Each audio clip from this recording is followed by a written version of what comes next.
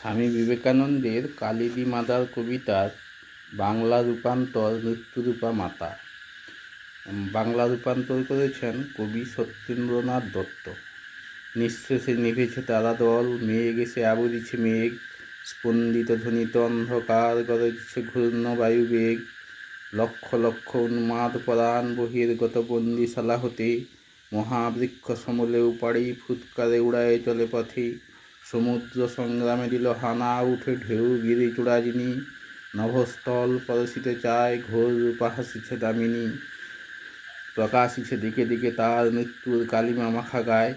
লক্ষ লক্ষ ছায়ার শরীর দুঃখ রাশি জগতে ছড়ায়, নাচে তারা উন্মাদ তাণ্ডবে, মৃত্যুরূপা মা মা রায়।